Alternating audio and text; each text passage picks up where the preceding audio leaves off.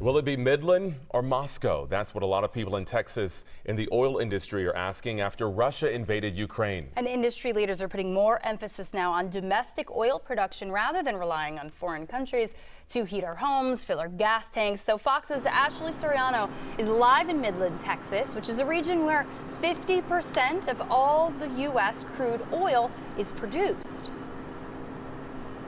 Hi, Jonathan and Caitlin. I'm at an oil drilling site in the Permian Basin in West Texas. It's the epicenter of domestic oil production. The winds are strong out here. You can really smell the oil coming from this drill. And that's what West Texans are used to. They're also used to ups and downs in the oil industry, but the pandemic and its domino effects have created a unique situation.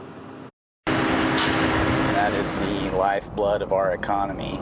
Henry Resources is an independent oil and gas producer in the Permian Basin. Their drilling is a 24/7 year-round operation, producing around 10,000 barrels a day of crude oil, and they need at least 100 people to run a single rig. Yet 50,000 employees in the region were laid off during the pandemic. Henry Resources says they've been lucky to keep their staff, but other companies had to shut down some of their drilling rigs in 2020. The oil and gas business is very cyclical, and the pendulum tends to swing very hard from one side to the other.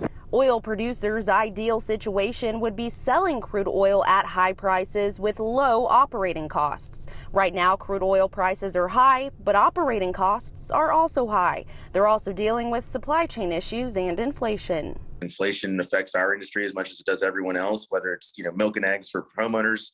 It's also for the industry. Even with these challenges, the Permian Basin is operating at near historic levels of production, about 5 million barrels a day, and drilling permits increasing year to year. Yet the profit just isn't there for producers. The idea of having oil in excess of $100 a barrel sounds good at first blush, but all of the associated activity on the manufacturing side of things or transport side of things, fuel charges, all have risen as well. Kirk Edwards is the president and CEO of Latigo Petroleum. He had plans of drilling up to 14 new wells this year, but he decided to pause the process because the cost for him has doubled. We're trying to see the supply chain, where those things are. We're just kind of sitting back and seeing if things settle down.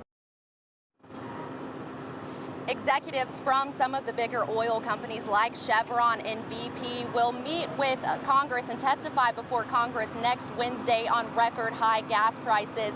The independent oil producers I spoke with, well, they want people to know that they're not responsible for the prices of gasoline at the pump. They just sell the raw oil to refiners who then sell it to the gas stations. In Midland, Texas, Ashley Soriano, Fox 26 News.